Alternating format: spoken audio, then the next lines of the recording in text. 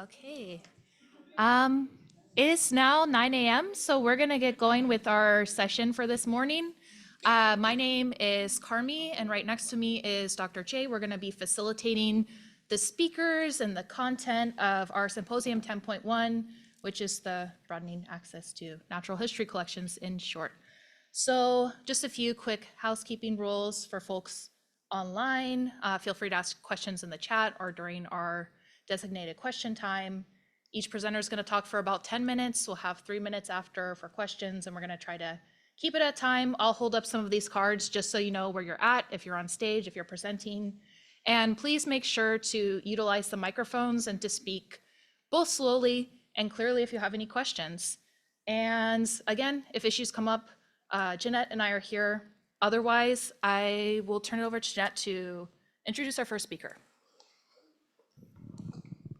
Thank you, Carmi, and thank you everyone for joining us. This morning, our first speaker is Emily Inman, discussing evaluating the efficacy of informal education through museum pop-up displays at California State University, Stanislaus, at the Vasché Library.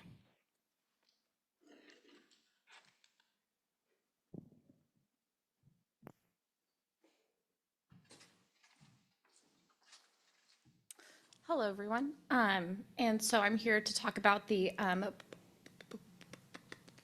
pop-up museum at Stan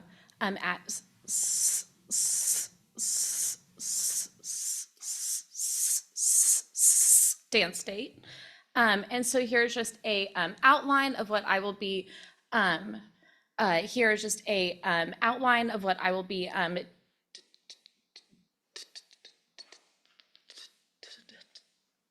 talking about. And so just a quick background on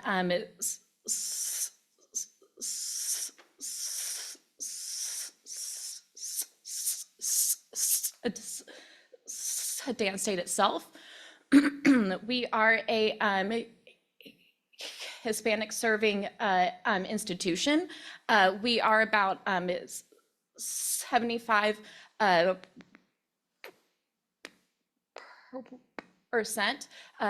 first gen students, and about half of us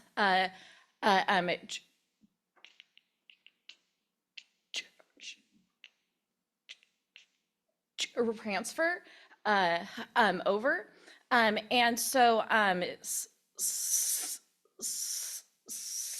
Stan State is about 2 hours away from most everything. And so we are about 2 hours from the Bay Area, 2 hours away from the ocean, about 7 hours away from, I'm about 7 hours away from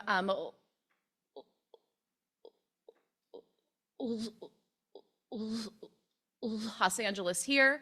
And so that means that we aren't near museums, aquariums, and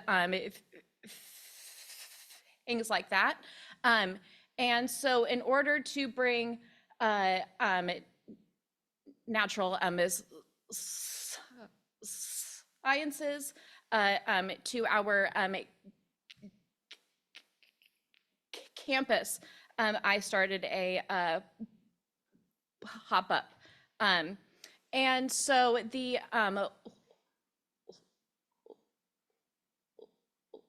library here, it is the heart of our campus, and there are cases here. Each case is not owned by the library. It is owned by individual organizations. And so we had to first contact each owner. Finally, somebody got back to us. And so we put our sharks case right here. And so we put that up in February of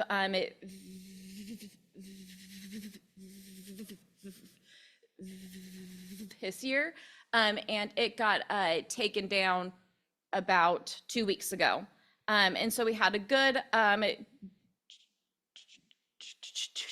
chunk of time. And so here is the pop-up itself. And so everything here that is from the Sudan State elections. And so we have a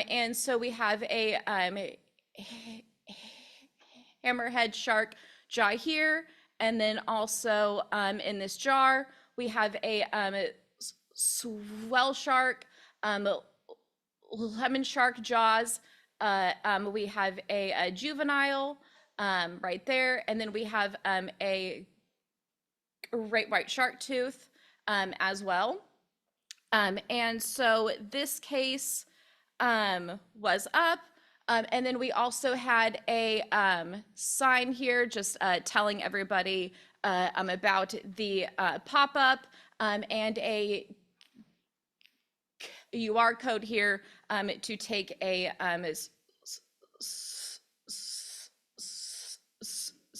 survey as well. And so the survey itself, it was RB approved, so yay. And there were 6 total questions, and then you can see them right here, and how they are shown to the audience.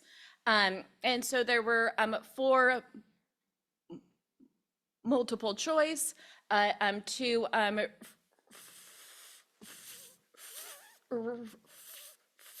response, and a total of 178 people took that as survey.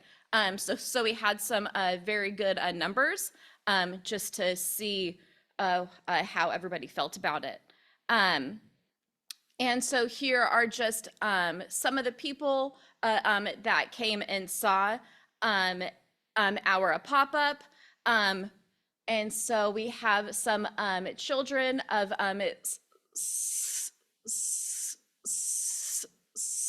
staff members here, and then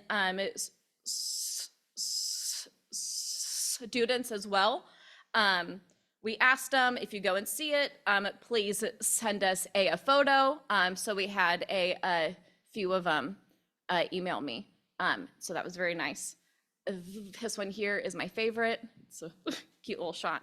And so just of the students who took the actual survey, we had a good range. So mostly I would expect. So we have computer science, and we have liberal studies and health science down here as well. And then just in this small 10% range, we have art students. So a good swath took our survey. And so it's nice to see that it wasn't just us, so that it was nice to see that it's not just math, STEM students. And so just some graphs from what, and so we asked them, and so we asked them, how were things shown? A good number of students said that they said that things were shown in a interesting way. We got a couple people who weren't too enthusiastic about it, but we can't please everybody. It was our first one, so now we know what we can do to be better, more interesting to some. Obviously wasn't working for everybody. And then what also I thought was interesting was, would you bring someone to see via pop-up? we got a lot more likely and not a lot of unlikely on the side that they did not find it interesting. So I don't know if they were trying to come back and show friends. I was like, oh, come and see this exhibit. Maybe not in the most positive way, but everybody's, well, not every, but we got people to come back at least, hopefully, and bring friends.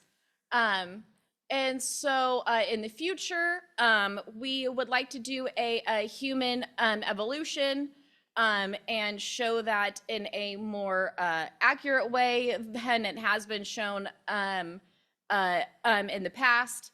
And then also we would like to use these cases to also show off our herbarium and other specimens as well, and then our local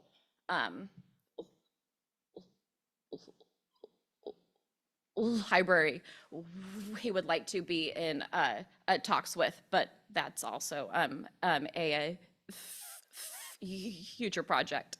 And then that is all. Any questions?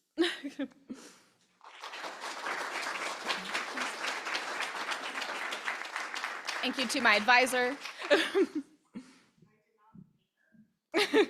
I did not pay her to put that picture up there. Questions, please come to the podium. Thank you for the talk. I'm a little sad to see the bias towards vertebrates. So would you have the opportunity to put, like an insect display at some point? Yes, actually. I'm not biased at all. Yes. So insects, yes. So with our herbarium, we would like to do a inverts with our as well. So we thought that these cases here would be great, because then we could just pin them just right into the wall there. So yes, we do have something in the works. I've got a sort of related question. Why did you choose sharks? What was it? Because it was so why more did we appealing? choose sharks? Well, I mean, sharks are cool. Yeah. So we had a lot of different shark items. So we had sharks in jars, and we had jaws as well. And they would be easily seen in that case. The case is, it's interesting to kind of like look down into. Most of the mammals we have are like flat, laid out. So the kind of like a dynamic of that case would not be as appealing, we thought. So that's why we chose sharks at first. Thank you. It was a great of presentation. course. Yeah. Thank you. I've thought about similar things. I'm wondering, particularly with the skulls, have you reached out to like the anthro department in terms of incorporating it into a class activity? Yeah, so we have not done that yet, but this is a part of a last activity right now. And so, but we haven't reached out to anthro yet to see if they would like to also use this as well. I'll be talking about the classroom activity at 11. And anthro is involved. Sorry, Oh, Emily. sorry. Anthro is involved, and we have reached out to them. Morning. Just one question. Were there sort of conservation concerns about the specimens in these cases and places from a preservation point of view, from a community light, all that sort of? Conservation point of view about the cases, how so? I'm sorry. Just the specimens themselves. I mean, were there issues? Do you have conservators who are sort of wary of things going out in these areas? So our collections is very small. So we don't have a conservator per se. The conservators are her and I here.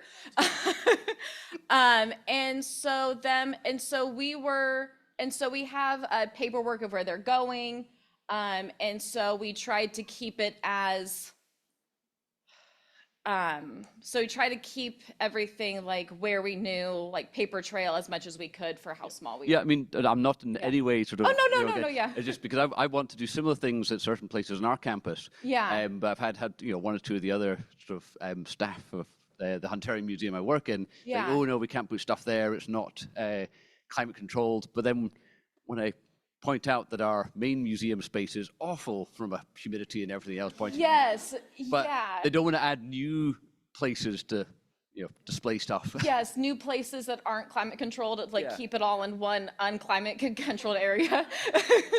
Yeah, I mean, that was kind of a concern because the case is also on like felt. And so we had to make like a base. So like if the case got knocked over, everything wouldn't get knocked over.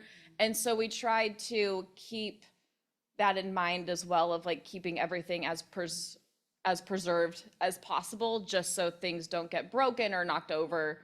And so we didn't really have any setbacks other than like these sharks need to be out of here because they're teaching X, Y, and Z at this time and we need them. So we had to have timing on things, but no one said, maybe not. Thank you. That is the end of our time with Emily. The benefit is the Central Valley is incredibly dry in California, so we don't have humidity issues to answer that question. Our next speaker is Violeta Romero-Mayén, speaking on Mexico's paleontological heritage for inclusive science outreach, taking fossils out of the collections. Well, hi, good morning, everyone. So I am here to talk to you about this project that is still going on. We haven't finished, but we are working so hard. So when we see a fossil, the first thing that we want to do is touch it, but we can't. Yes? So we have our eyes and we can contemplate it. But what happens when this population comes and wants to get close and know about these entities, these specimens? So unfortunately, there is a big gap in outreach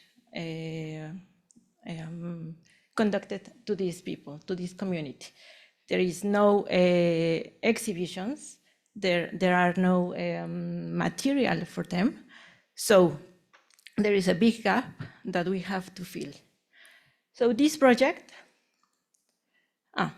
as a background, there was in 2020, back in SARS emergency, in COVID emergency, there was a first exercise that the Instituto de Geología did in the Museo de Geología, and a museum that is only for exhibition, and they made this great project where they, the people, the students that work there, that gave the visits to the people that come to this museum, they learned sign language. But this project stopped because of the SARS emergency, so it was closed for almost 2 years. So this is the first example that we have in this kind in the UNAM in Mexico City. But after that, looking and researching in literature in Mexico, there is no other example in paleontology museums. So,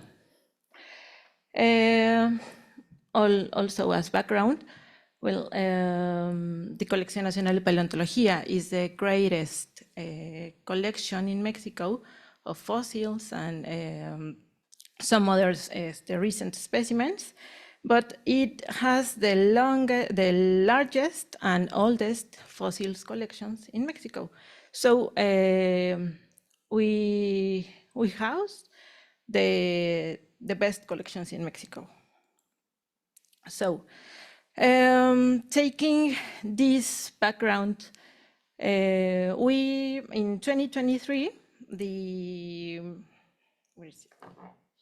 So this entity, SECTEI, is a government entity. The Secretaría Technology, Science, and Innovation opened a call for grants, and we worked on this project that in English is Access to the National National Paleontological Heritage through an experience of outreach, inclusive experience. So our aim is to reach blind and vision impaired population by incorporating Tiflo technology. Tiflo technology is all that materials and technology that is used to help blind and vision impaired people to reach autonomy. Not only tactile experiences, but also technology, like, for example, computers or cell phones. So we are willing to reach this goal. So what have been our workflow? Well, this shows like a workflow, but it isn't, because we have been working in many stages, like all that we see here, but we are working with exhibition design from the beginning. So all these stages have been, this workflow is not linear. We have been going back in many times. For example, like the first part, well, that was very important. We had a sensitization courses. I'm going to talk this about. We had the work with collections. We had the 3D digitization, printing, and, well, all the exhibition design. Well, for the first part, we had some courses with some organizations, non-profit organizations. This is one of the main organizations that we have been working with, and is Libro Ciego, blind book. So this girl in here was teaching us Braille. We learned Braille, how to read, how to write it. So it was quite an experience and very intense course. And we had 2 different practical sessions, visits to this is the museum, the Museo de Geología, where we had this experience, and we went with blind and vision impaired people to recognize what are the limits of this space for these people. So we learned a lot. And the second one was a visit to the National Library in UNAM, where we learned how to use these devices to write Braille in a paper. So these are, this is Michelle and this is Omar Lezama, who they have been with us validating all our devices that we have been developing. So another part of the project is the 3D scanning. How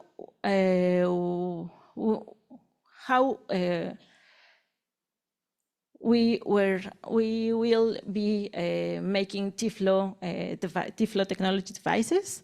So our proposal was to make scanning, to make 3D scanning and 3D printing of fossil specimens, because we can't get our fossils to the exhibitions.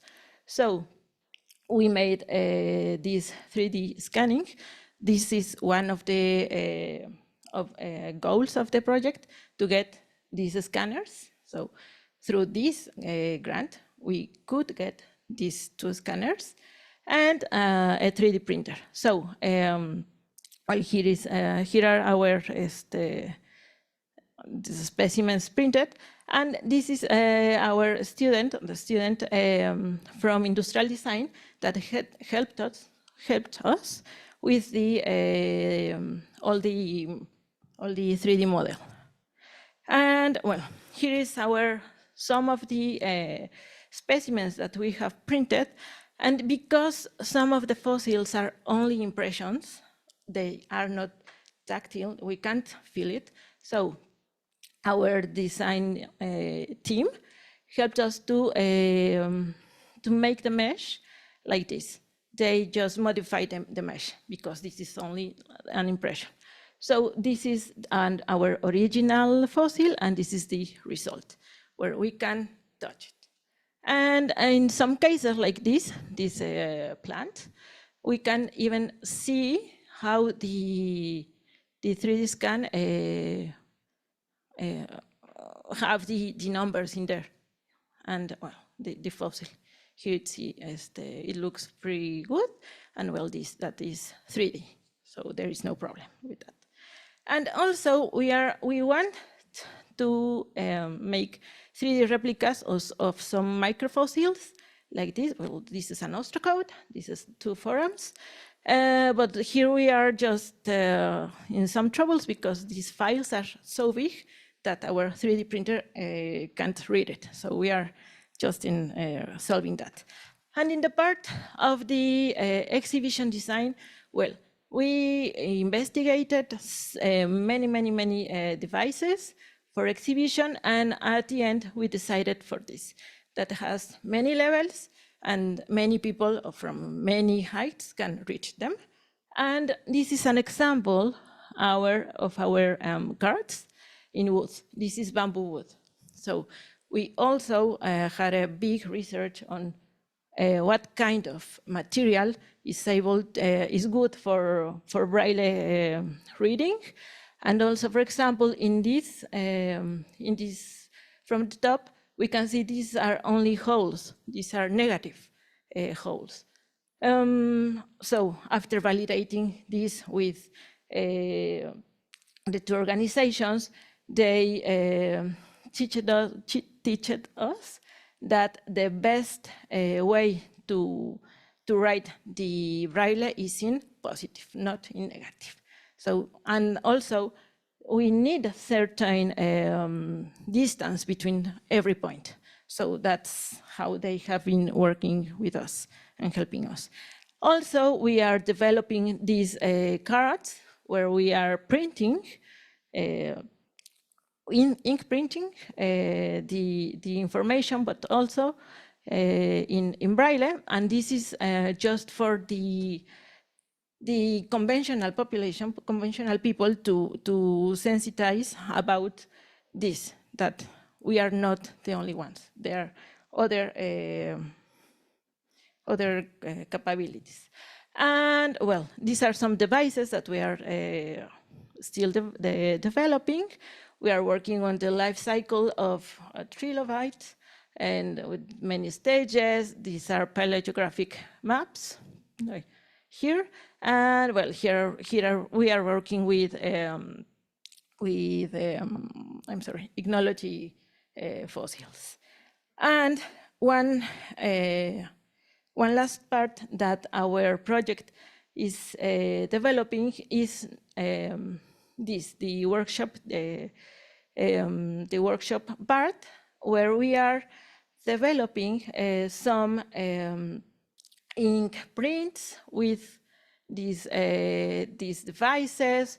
We are making some vitrals with wood, and we are putting some colored translucent paper. This is soap, body soap. So this comes from when we had the first visit to the museum, to the Museo de Geología.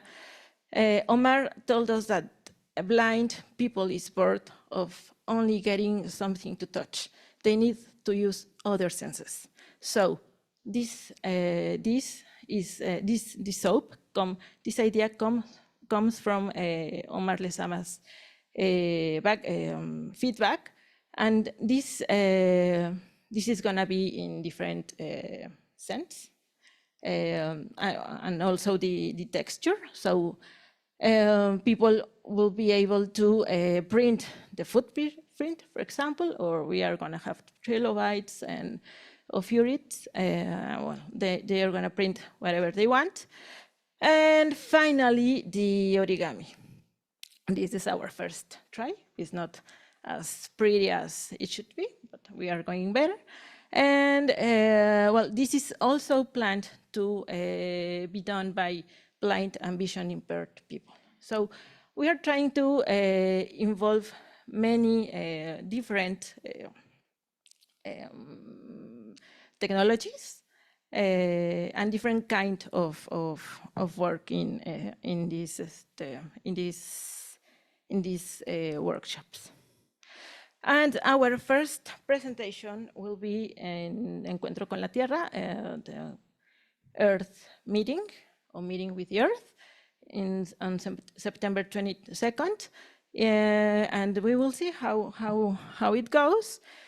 And finally, after this, we think that our challenges will be that we need feedback from blind and vision impaired community, even though that we have been going through the project with them, with Omar, with Michelle. I think that the best feedback we can have will be from population, from kids, for example, that come to our exhibition. And we are looking for reach a wide community, not only blind and vision impaired people. And we need to develop more devices, but this takes a lot of time and a lot of learning from this. And finally, well, I want to thank SECTEI, that is the entity that funded this project, and all these Libro Ciego, Incluye Más, and Library Vasconcelos that have been helping us through the project, and to the organizers of this meeting. Thank you.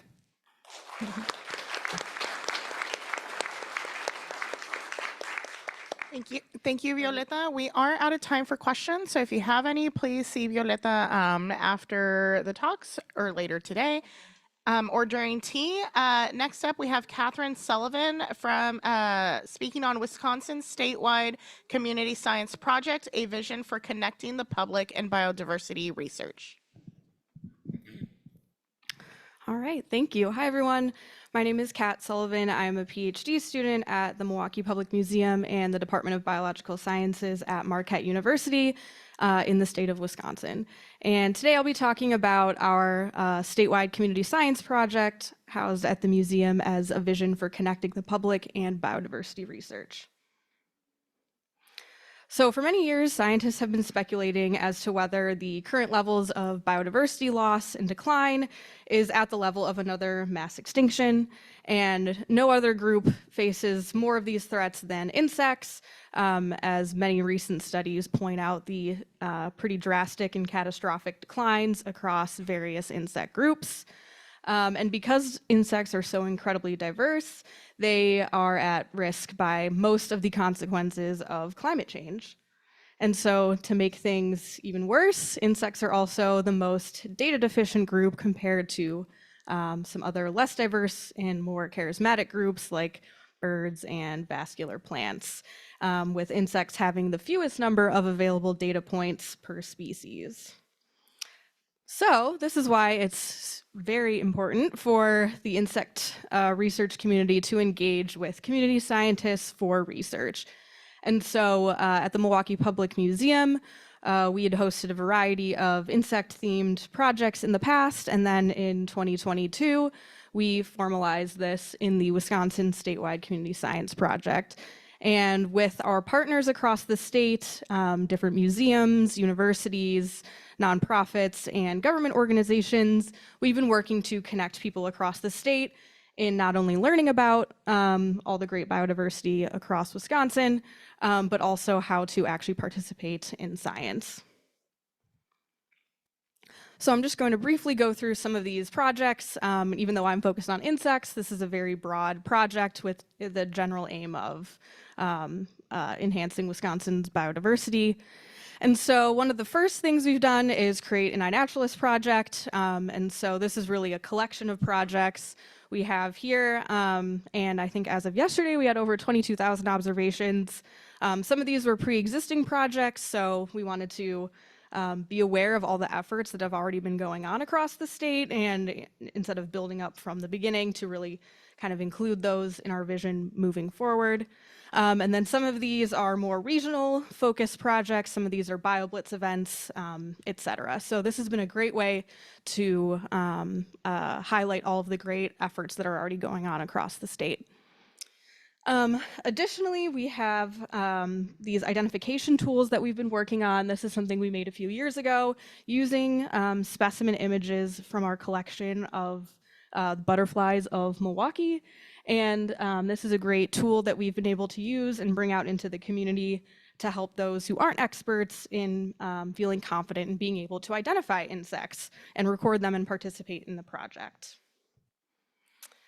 So beyond that, we've also been working with Pollard Base, which is a standard observation-based survey protocol, originally developed for butterflies, but also useful for other groups as well. And this is great for collecting biodiversity data and metadata on the survey conditions so that you have that information about how the surveys were conducted, which is something you don't get all the time with museum specimens and other observation records on iNaturalist. So here, for reference, is State of Wisconsin and a map of our partners so far. And the method of this survey is pretty simple.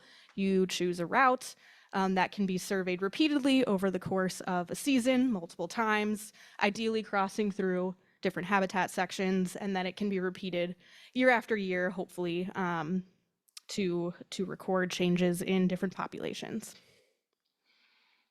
So why the Milwaukee Public Museum is choosing to do this as a framework, as I've already kind of highlighted, we have access to multiple data types here through our museum. So we are looking to take all of those records, put them together as a house for all of the biodiversity data that exists in the state. And so our framework is to take all the observation data, either from iNaturalist or other community science projects, take the specimen records that are in our own collection and then other collections, and then also incorporate these systematic surveys that we're implementing with the Pollard-based method. And so using GBIF and SCAN and other aggregators to fill in some of these gaps as well. We want to have an assessment of what records already exist and try to highlight where there are gaps that we can attempt to fill with community scientists. So just as a brief kind of preliminary data overview here, many people who want to use this data are familiar with GBIF, familiar with iNaturalist, and gathering all those records together. And we know this as a collections community that there's a lot of biases in all of these different data types. So I wanted to explore that a little bit more and see sort of what the situation is in our butterfly data set.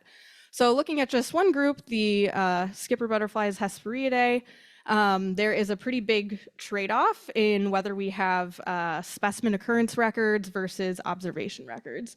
And so we do have a pretty good representation in the specimen records for the state, but after the 21st century, it's pretty much all replaced by observations. And so this isn't necessarily a problem, but it shows why the museum is super critical in needing to be involved in these sort of efforts, because we do have access to that that rich historical record, and then moving forward in how we collect more data using a lot more of these observation-based techniques. So we see that there's already this kind of big time bias, but is there actually a difference in what species are being represented in these different data sets? So taking a look at all the butterflies for the state, I took the specimen records and the iNaturalist records, and then also threw in the survey records just from the past 2 seasons to compare. And out of 124 total species that have been recorded in Wisconsin for butterflies, there's only 40 that are common to all 3 of these data types. And there's varying levels of overlap, even between the specimens and the observation records. There are many unique species that we found. And so this is, of course, very interesting. We want to know why there's differences. We want to know, are these an artifact of sampling, or is this a true biological change? So kind of our vision for moving forward after these first few years of getting the project started is to use the Wisconsin Butterfly Monitoring Network, which is using that pollard-based protocol to increase sites and data each year. So as I mentioned, we're still starting out. We have about 10 partners across the state working on getting that geographic distribution a little bit more complete. But one of the common applications for using this data is using species distribution modeling and estimating richness across the state so we can identify ecosystems and habitats in need of conservation. And so here on the right is just a map, and all you need to worry about here is that this is a prediction of richness across the state. As you can see, we have this big green spot here that is missing in our surveys. So hopefully we can get that filled soon. And then going back to the question of occurrence data versus observation data, it's really important to, again, understand how this data is being used by the wider research community. And again, sometimes these two get conflated. And by splitting apart the occurrence data from our specimen records and our observation data from iNaturalist, even though our spatial coverage here is about the same with the black dots representing records, we're getting kind of different answers from our models. And so this is something that I'll be working to reconcile moving forward with these pollard-based surveys.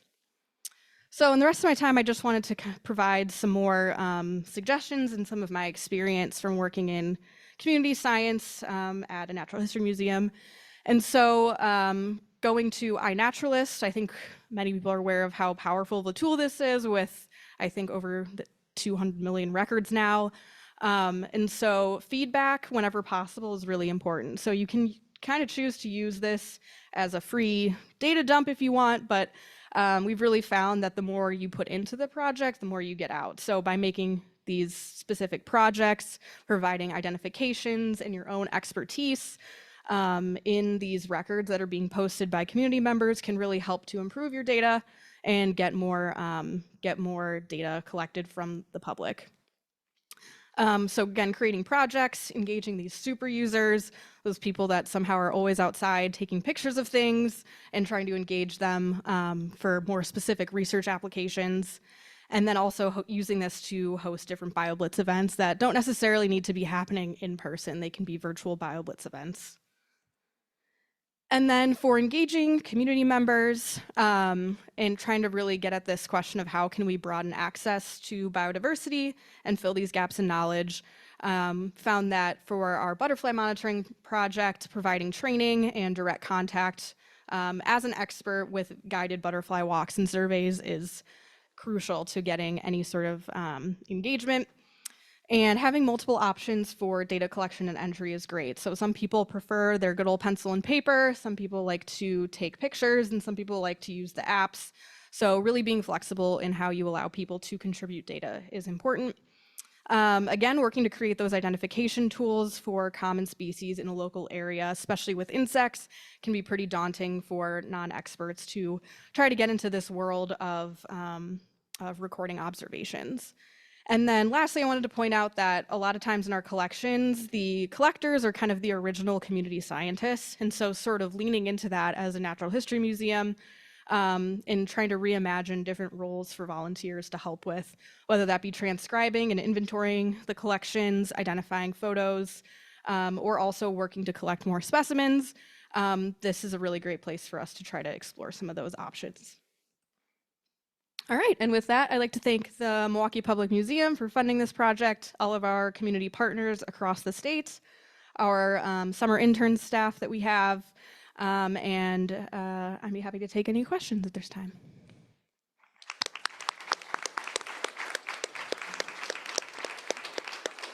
Thank you for that. We do have time for one short question if anyone has any.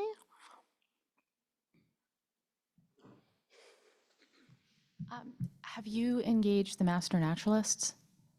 Yes, so some of these partners that we have across the state already had relationships with the master naturalists. So we have a group that's in northern Wisconsin that has a really strong cohort of master naturalists. So we're hoping to kind of expand that across the state more. But yeah, they've been a great group to work with.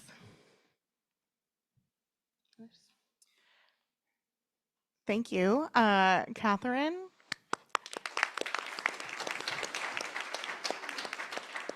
Next up, we have Okion, a community collaborative terrestrial biodiversity monitoring network in Okinawa, Japan by Masako Ogasawara. Thank you.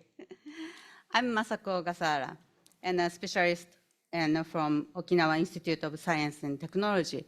I'm gonna give this presentation together with Dr. Mayuko Suabe. She's sitting here. And Okion, Okinawa Environmental Observation Network, Okion, a community collaborative terrestrial biodiversity monitoring network in Okinawa, Japan. Today, there are many environmental issues around the world, such as climate change, habitat loss, and the spread of the invasive species. Biodiversity monitoring data and natural history collections are important resources for assessing the impact of those environmental problems. However, on a global scale, biodiversity research is biased by taxon and target areas. The situation is similar on the small scale of Okinawa Island, with a bias toward research in northern part of Okinawa, such as Yambal Forest. The Okion project is a long-term terrestrial monitoring network that has been continuous from 2015 and led by a local university, OIST, us. Biodiversity on the main island of Okinawa is documented in a variety of ways, including insect collection using malaise traps, soundscape data using acoustic recording equipment, and wildlife image data using automatic cameras. Local weather data such as temperature and humidity, and the various types of ecological investigate. The 24 field sites on the main island of Okinawa covered various of land use categories, from forest area to urban areas. In this project, important to us is collaborative networking. Both researcher networks and the local networks are included. The role of the research network is to work with the university to set the direction of the project and make suggestions to maintain the quality of the data. The role of local network is to provide access to research site and work with the university to develop outreach opportunities using this project. One of the goals of this project is to use finding and expertise from the research to benefit the local community. Here's 3 cases of how the outcomes from the biodiversity monitoring project can be applied. Today, I talk about not only the application of the academic research, but also how we can use those outcomes in environmental education and practical applications to local social issues. First, about the academic research. Okion originated from a lab that studied biodiversity, but is now managed by a department that supports research across the university. Researchers, both internal and external, use the Okion data to publish ecological and taxonomic research. For example, the unique long-term aspect and the barriers of land type of our data are being used to examine how differences in human land use affect ecological response, including the seasonal of ants and soundscape before and after natural disasters such as typhoons. Research is also underway to use metabarcoding to identify new insect species and analyze biodiversity from large samples. If any of you are interested in utilizing Okion data for collaborative studies, please let us know. Next, an example of environmental education. Using our ant survey technique, many researchers working with ants have developed an ant survey protocol by using our knowledge and human resources. Okion shared its survey protocols with local high schools to support school education and the interest in science among students. Specimen samples obtained from high school activities are shared with Okion, allowing high school students to participate as community science. Similarly, the ant survey protocol are further turned into public event and offered as an environmental educational program to local resort hotel, museum, survey site managers, and others to provide opportunity for the public to experience environmental surveys. Finally, regarding practical application of research, Okion's data, human resources, and expertise are using to help solve the local environmental issue. For example, automatic cameras have recorded various animals, including invasive species like mongoose and feral cats. We've been working with Okinawa Prefecture government and the Ministry of Environment to quickly report the invasive species or disease carrier we spot. We are also developing an AI system to automatically detect those species using camera images, with a team that includes mammal researchers and the Ministry of the Environmental Officers. In the next case, we provide control method and the monitoring when invasive browsing ants become established in Okinawa. The project was conducted in collaboration with the Ministry of Environment, other local universities, and municipal officers, and as a result, succeed in reduce the density of the population. In Okinawa Prefecture, a network community for the management of the invasive ant has been established, and Okion is participating in this network as a research institute. Each organization shares information and works together to effectively implement measures against invasive ants. In addition to those cases, a research project is being planned to propose how to introduce protected area in Okinawa using Okion's network as a model area. In this way, the Okion was designed from the beginning as a network project, and the monitoring result can be used not only for the academic research, but also for education and solved local issues. In general, a major challenge in biodiversity monitoring is how to keep it going. Reasons for this include organizational structure, result sharing, and the recent academic culture, and funding. In areas where biodiversity data is often lacking, community-based monitoring can be the key to solve this challenge. Or in other words, monitoring is more likely to be sustainable if it is carried out collaboratively by local people, government, and the research institute, and if ecosystem services are directly linked to the local community. Okion, introduced today, has continued as a network project involved researchers and the local community.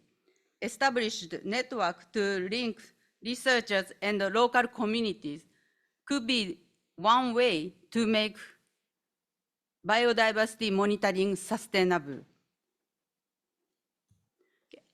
I would like to take this opportunity to thank everyone involved in this project, especially to our field team member. And thank you all for your kind attention. Thank you very much.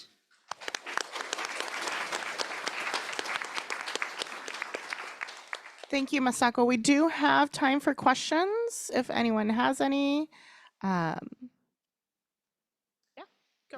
You can go ahead and approach the mic with your question. Hi. Hello. I'm Jerome from Taiwan. It's a very interesting topic and it's very wide in depth. It's very inspiring.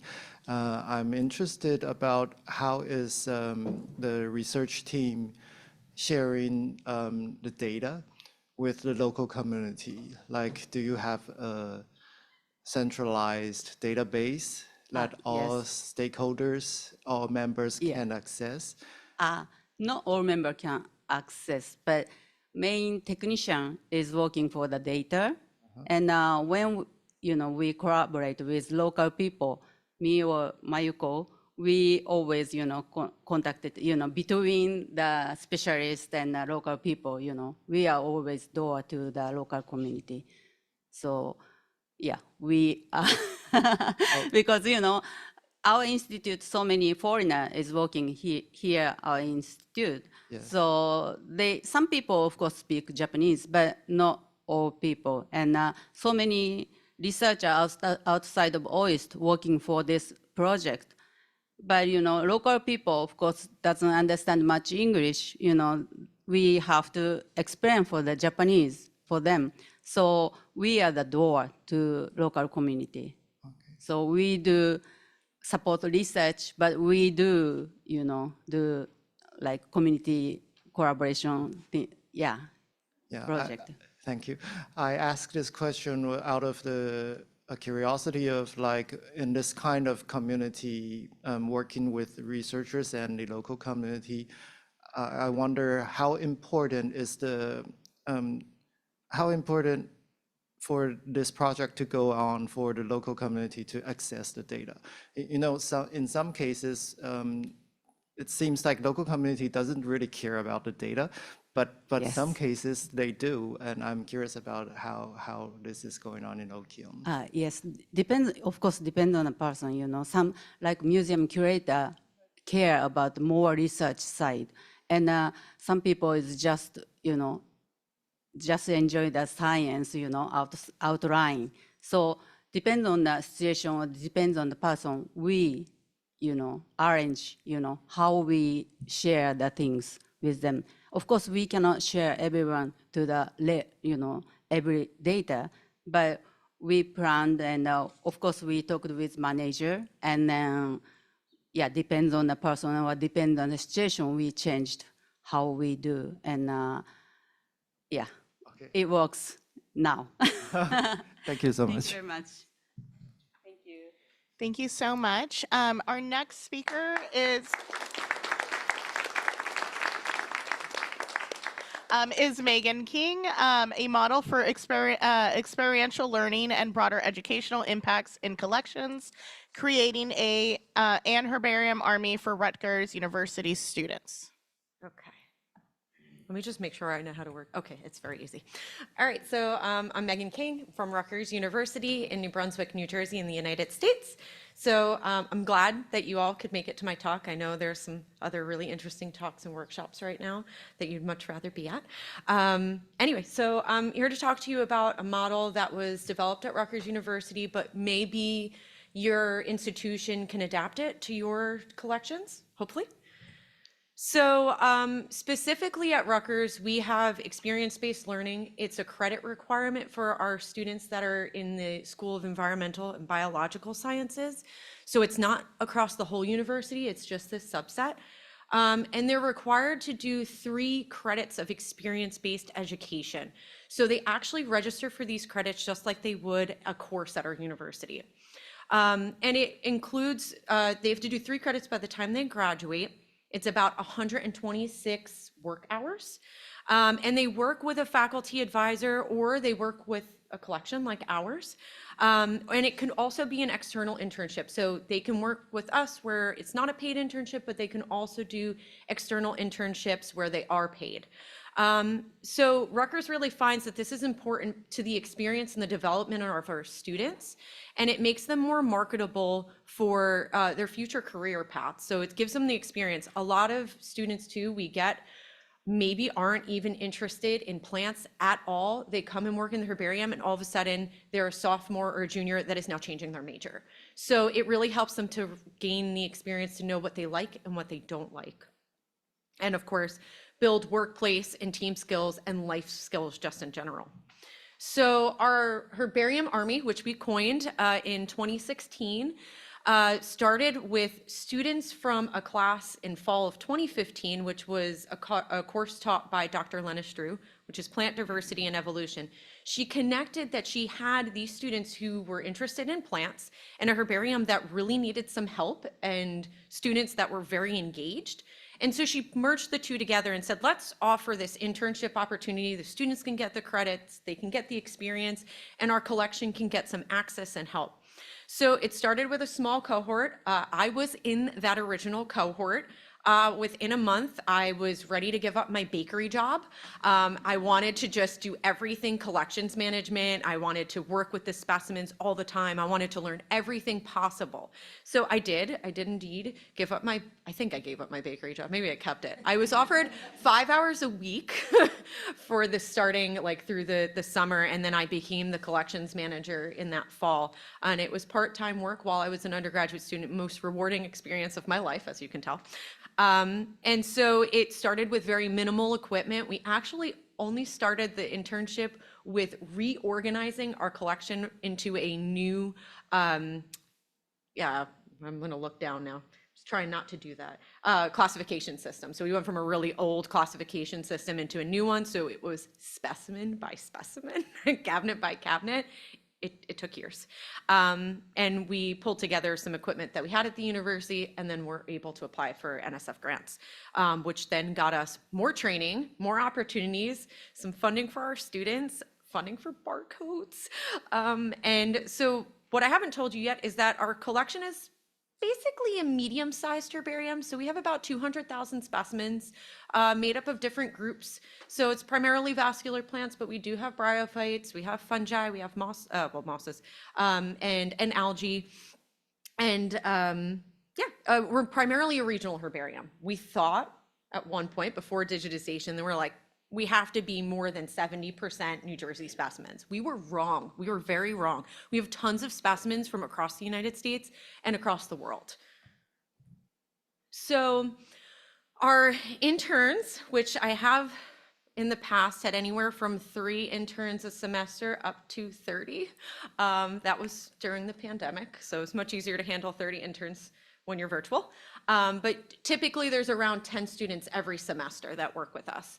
So, and they learn everything. I want them to have the ability to change tasks when they get bored, to learn something new, to really leave with a well-rounded opportunity, not that they spent 126 hours mounting plant specimens. So they get a broad experience, anything from mounting and repairing to barcoding and updating taxonomy, reorganizing, which I can't tell you, no matter how much you train them, I still find a specimen out of place. Every semester I go to train my new batch of interns, and it's like, that's not supposed to be there.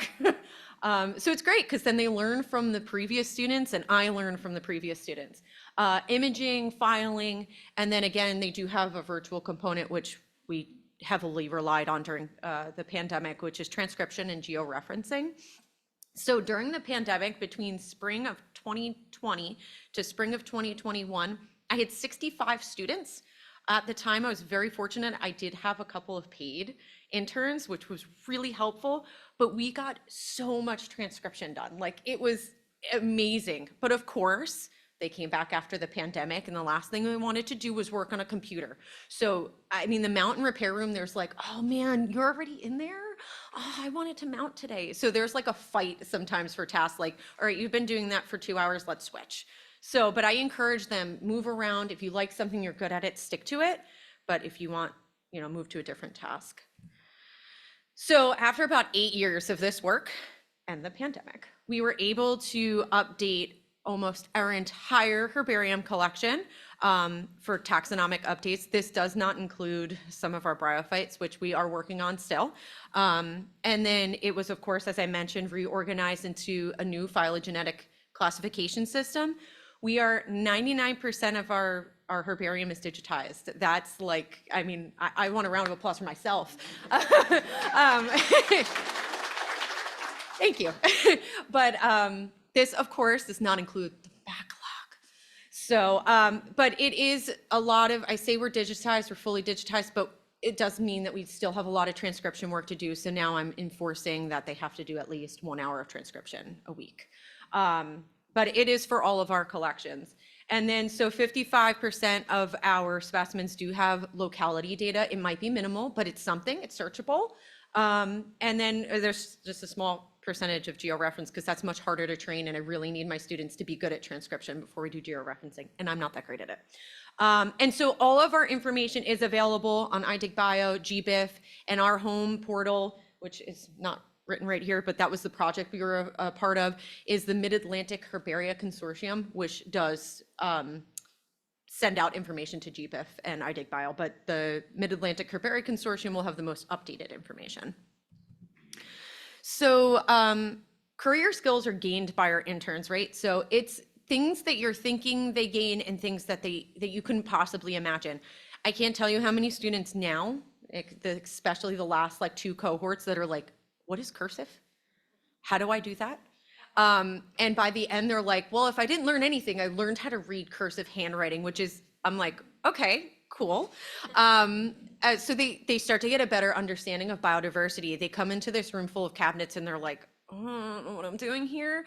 But then they open the cabinets and they look through these specimens and they're like, wow, this specimen's from Ecuador. I didn't know things grew this big. It's really incredible. And they come up to you and they bring you specimens. They're like, I just wanted to show you this. And you're like, yeah, that's awesome. Geographical awareness. Like I have to say, I even learned this. I was like, oh, that country's there. No idea. So they get a more of awareness of where states are, what's next to each other, what countries exist, where they are on the globe. And georeferencing really, like when I had a few students, they focused on areas that weren't familiar to them. And they're like, I know everything about this small town in Idaho now.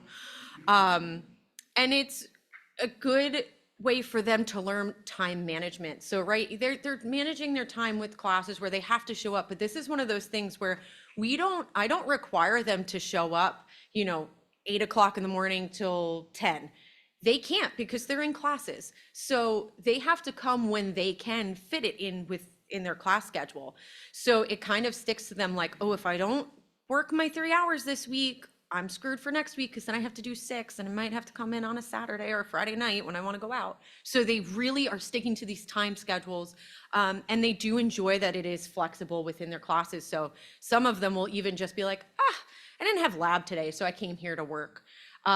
Record keeping, they learn to keep track of their hours and what happens when they don't. It keeps them organized. It shows them how to be organized because collections are very organized systems. And then of course they learn the basic botanical taxonomy, morphology. They learn about evolution and ecology, which relate back to their coursework. And of course, curation and digitization of specimens, which is the most important part. So we get a lot of student feedback. We require them to do 2 reports. One is a taxon report and the other is an experience-based report. In their experience-based report, we tell them to, ask themselves some questions. What did I learn from this? How could this help me in my future career? Where do I see myself going? And how has the herbarium helped me get that path? So, a lot of the students mention that they really want to gain a sense of purpose. They want to belong somewhere. They're really afraid of making mistakes. I have to mention that in our herbarium, there's very little that I can't undo if they make a mistake. So, and I kind of try to do that where I don't give them something that I'm like, oh God, if they do this, I'm never going to be able to reverse it. So, and I let them know, don't feel like you make a mistake and you can't come to me with it. You have to feel like you can, because I can reverse it. Let me know, because otherwise they'll be like, I'm gonna go hide this in a cabinet somewhere so that Megan doesn't see it for 4 years. So I want them to come to me, and building that connection with them, making them feel comfortable, making them feel like they can ask the questions is really great. So now a lot of these students have gone on to their classes, and now they're like, I sit in the front row, I ask all the questions. So, and they develop more critical thinking, they become problem solvers, they challenge themselves. And they definitely work outside their comfort zones. Like I have some students that are like, I don't want to mount anything, I don't do arts and crafts. And then they're like, maybe I'll do that. And they try it out, and then I can't get them out of there.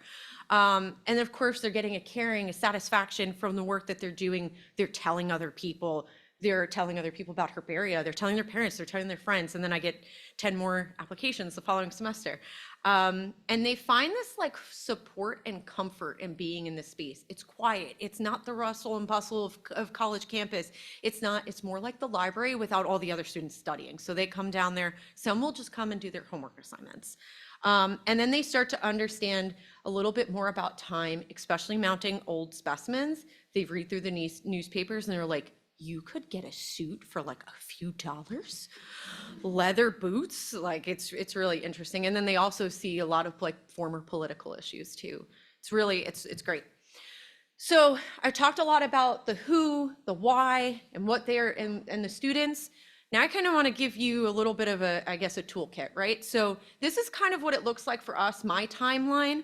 It's adaptable, of course, but so about a month before applications are due, I send out a little information sheet that says to the students, this is the herbarium, this is what we do, this is the things you can be involved in, and then I attach an application to it and provide it to them. So then the applications are due.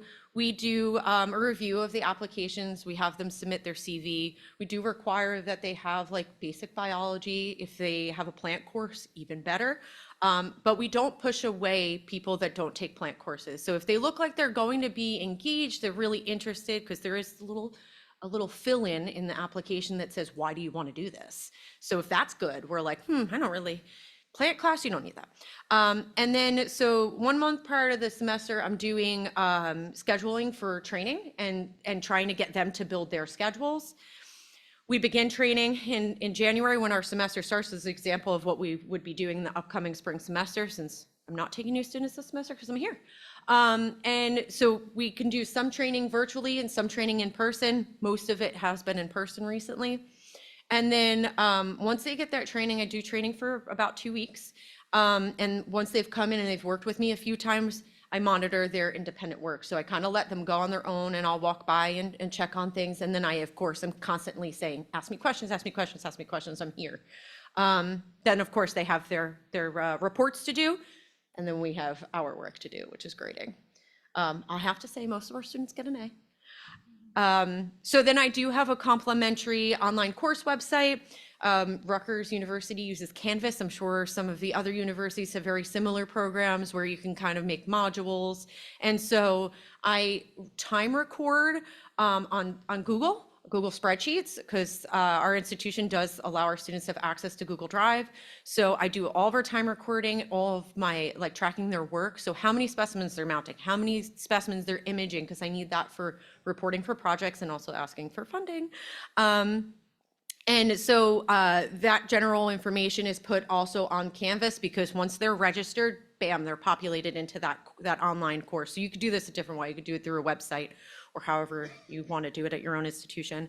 And the contracts are up there, which they have to actually sign an initial and says, I will not mishandle the specimens. So that way, if anything were ever to happen, to be like, you see here, that's your John Hancock. So, you hold them to it with that contract. I've never had to do that.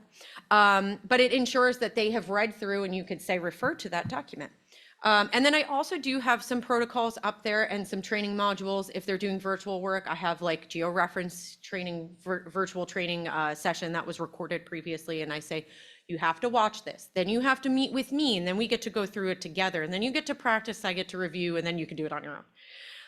And then of course their assignments. So these are, for the experience report, these are some of the questions that we asked to try to get them going on the report. It's not a big, long report, they're experience reports, so they're very, great when it comes to writing, because they're like, oh, that was easy.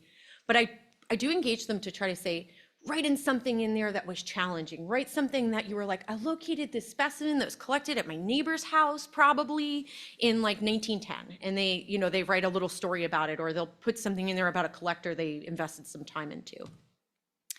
So beginning your own internship program. So for us, we utilize our college, undergraduate students, but these are some other, we've had volunteers. I had a high school student reach out to us, but we're not prepared to do that yet, but I would love to engage some high school students. You wouldn't believe how like engaged they could be if you haven't ever had, someone in their teens who's really, really into like botany, that's like, or collections in general. You're like, whoa, future curator. And include students from different backgrounds, different majors. We've had computer science majors. It's great. When I have a problem with my light box and my camera, I turn to them and I'm like, fix, please, can you help me?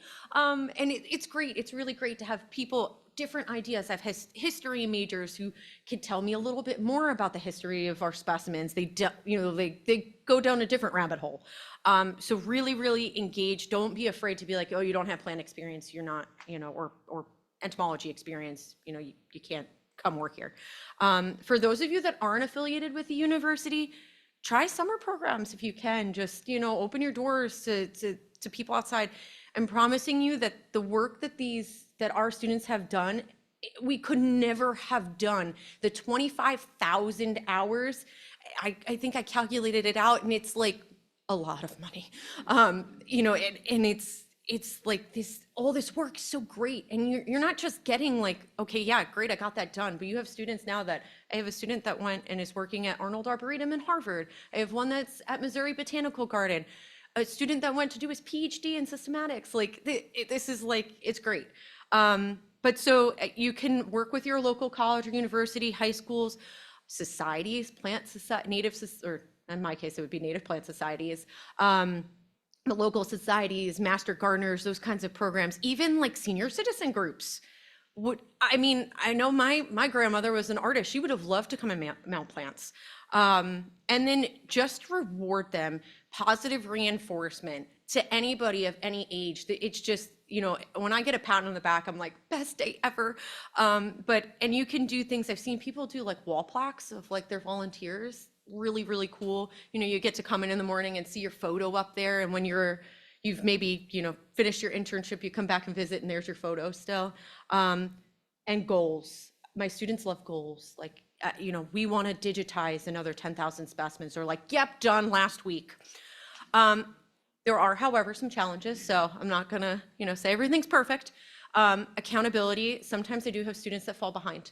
So keeping them on track without being their mom is a little difficult sometimes. And then scheduling can be difficult outside of my schedule. So what I try to do every semester is I tell them, these are the times I'm available for training or meeting. And I give them a broad range of those times. And then they can pick and choose which ones they'll come to, and they sign up for those times. We have a problem with accessibility in our collection with the fact that we're in a basement. Shocker, I know, right? Basement, no elevator, stairs, right? So sometimes there are accessibility issues for our collection. And then, of course, quality control. So always making sure that I'm picking up the specimen. And last but not least, something I didn't put in here, but the difficult specimens that get left on my desk for Megan to do have now become a cabinet of things that Megan will deal with later. Oh, so if you didn't, there's a QR code. It'll also be on the last slide. I'm probably running out of time. Oh no. Yeah, you're a little bit over. Okay, I'll really quick read or take a picture. Importance of having, students, fresh minds, fresh ideas. I'm sorry, but we do need to move forward to stay on time. I'm That's sorry. it. You're good. Thank you. Please be sure to talk to Megan afterward if you have any questions. Thank you. Our next speaker before tea time is Alison Vaughan, harnessing local knowledge to enhance geospatial collecting data.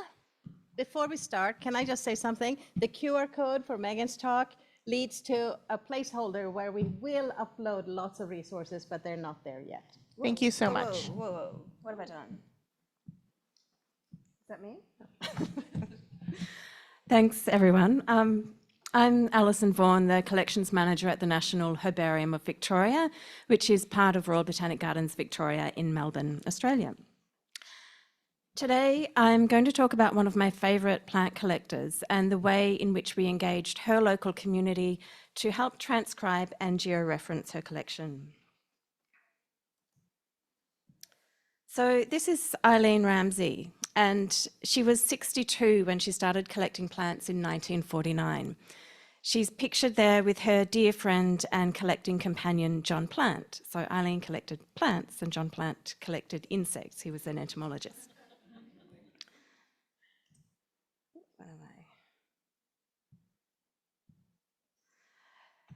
So they would go out together each week if they could, sometimes more often, and they would collect within about 50 miles of Eileen's home in Redcliffs, which is up near Mildura, which is a large-ish country town in the far northwest of Victoria, so down where the red dot is on the map of Australia there.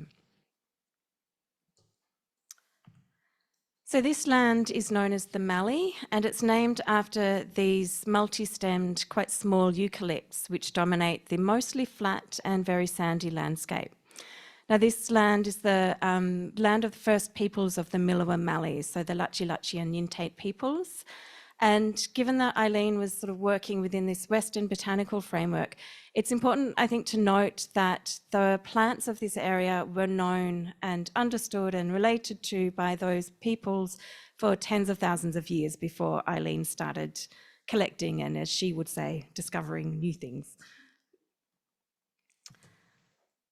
So Eileen's motivation when she started collecting in 1949 was to create a reference collection for a local museum that could be consulted by visiting other botanists or the local community. She recognised that the Mallee landscape was rapidly changing. It's an area of huge amounts of fruit production, it still is, and at that time, sort of mid-century, it was being cleared rapidly for irrigated vines and other fruit blocks. So Eileen herself managed a fruit block, so there was a little bit of a contradiction there, but we all have those. So Eileen really wanted other people to value the beauty of the landscape that she loved so much. And she did write that she wanted to put the Mallee on the map, botanically at least. So she succeeded in this aim, and over 10 years of plant collecting, she put together a collection of about 1,000 species. It was described as the most complete collection of Mallee plants in existence when it was donated to that local museum in 1960. And it's really significant because of the time that she was collecting, because a lot of that vegetation has changed, a lot of it's gone. And she collected several plants that were new herbarium new herbarium records for the state. And there are probably 3 or 4 species that she collected that are now locally extinct or extinct in the state. And that's really a factor of her going out so often, because she went out each week. There's a lot of ephemeral plants up in that part of the world where it's so dry. So just that dedication really yielded some fantastic results. So she did end up donating it to the museum. The Mildura Museum is now known as the Mildura Art Centre. And it was on display there for several years before ending up in the vaults in the basement. And it stayed there for decades. And it wasn't until 2016 that it was transferred to the National Herbarium of Victoria, so to preserve it for future use and to make sure that scientific information could be available to the public and the research community. But when it was donated to us, the Mildura City Council really wanted us to organise some public outreach. They wanted to teach the local community more about the collection and about the local flora. So this eventuated as an exhibition at Mildura Art Centre, and the exhibition photos are a bit gloomy just because of the gallery light levels, so sorry about that, it's a bit hard to see. And this ran for 10 weeks in early 2021, sort of in between some COVID lockdowns in Victoria. We had a lot of those. And our aims there from the herbarium side were to honour that request from the Mildura City Council, but also to engage some regional Victorians with their state botanical collection. Thanks to Eileen's very endearing and quotable set of letters that we house at the Herbarium, she would write to the Herbarium when she was collecting to send specimens in to confirm their identification, and then they'd be sent back to her. It was quite easy to engage people in her life and her story. She's really charming. We've got dozens and dozens of these quotes, and the problem with putting together her this exhibition about her was having to cut so many great things that we wanted to include. But we also wanted to give people a more hands-on opportunity to engage with Eileen's collection. And so we launched a Digivol expedition, and I'm going to get expedition and exhibition confused. I'll say that in advance. Alongside, so we had the expedition alongside the exhibition. And Digivol, as most of you will know, is an online crowdsourcing transcription platform developed by the Atlas of Living Australia and the Australian Museum. So usually expeditions on Digivol are visible for any users to access and transcribe, but because we wanted to really target the local community, we didn't want the sort of hundreds of thousands of dedicated Digivol volunteers around the world just jumping in and transcribing everything overnight. So the project was live, but it wasn't on the homepage, so you could only access it via the link. So this enabled us to control, to some extent, who accessed it. So in the exhibition interps, we included a QR code that would take people, there was a separate interps panel that talked about digitisation, and below it was this QR code so people could access that. There was also a flyer that people had to ask for at reception, because being COVID times, apparently we weren't allowed to have pieces of paper because someone might touch it but not take it. So it was all very, the COVID precautions in this exhibition were quite extreme. We also ran 3 in-person Digivol events, so we could sort of sit with people and talk them through the process, because they weren't people who had been independently motivated to go and do this transcription, so we wanted to make sure that they felt supported in doing it. So we ran these at a local community centre. Admittedly, the turnout for these was really low, which was sort of disappointing in some regards, but probably, again, a bit of a factor of COVID times. But the people who did come along were really, really engaged, and we had a wonderful time with them, some fantastic conversations. They were so engaged that 3 people managed to transcribe about 90% of Eileen's collection. Most of those people under the technical officers there, or probably about half of them, are herbarium staff just testing it out. But given that we were essentially recruiting new Digivol volunteers, like I said, who hadn't been independently motivated to do it, and we weren't harnessing the expertise of experienced Digivol transcribers and georeferencers, I thought it might be a good idea to create a little reference map of some of Eileen's most frequent collecting localities, just to sort of ensure some consistency in the georeferencing so it wasn't being approached by too many different angles. But that in itself was challenging because Eileen's descriptions were sometimes hyperlocal.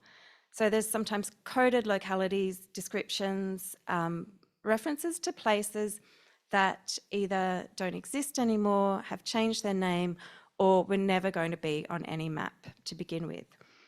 So I did the sensible thing and I asked for help, this time of the local historical society, the Red Cliffs and District Historical Society. So I emailed them a list of, and this is probably about a third of it, it was about 3 pages long, of some of the locality descriptions that I was having trouble pinpointing.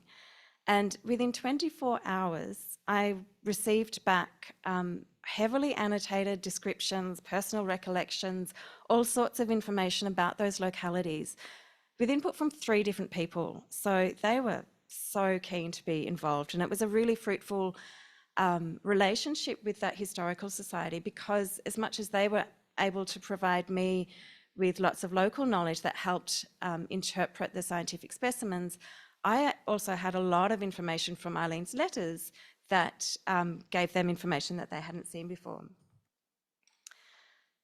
So just as an example, this is the map that I put together, and I'll just go into this example here of 16th Street by Gingram Avenue.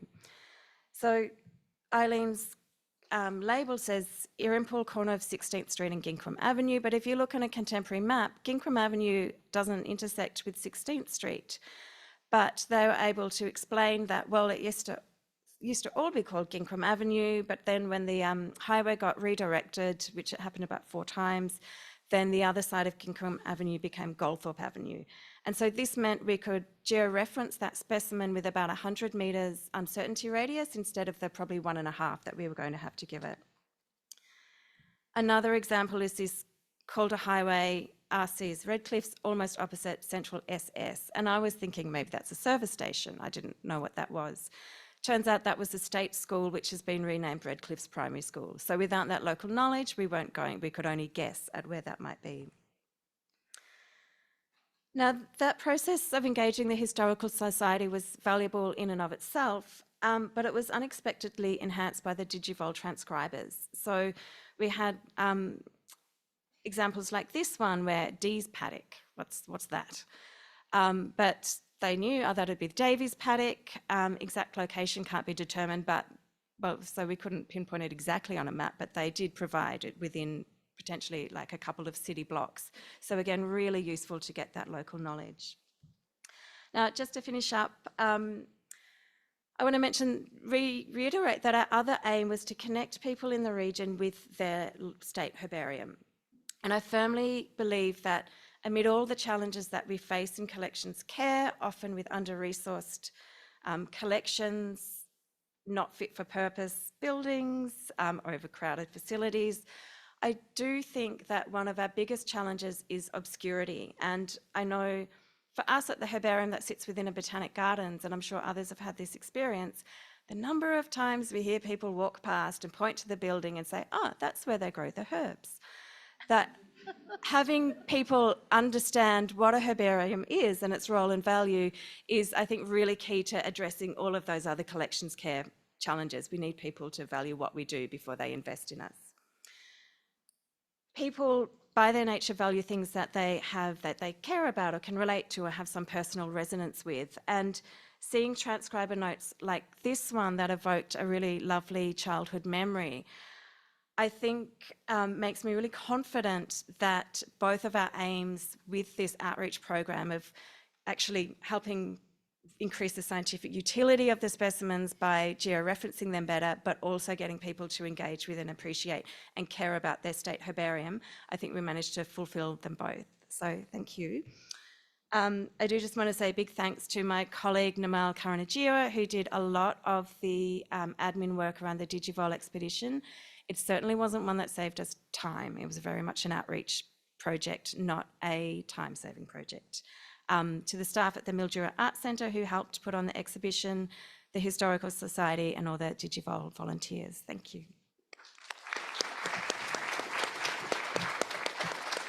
Thank you so much. That concludes our morning session. We will reconvene again at 11 after coffee. If you're interested in t-shirts, though, you should hang out for a second for my public service announcement.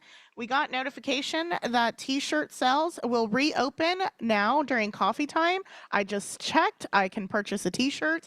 They will be mailed to you, so feel free to purchase a t-shirt, but they will only be open till today by the end of sessions this afternoon. So if you want a t-shirt, this is your last chance to purchase one through Oxford Abstracts.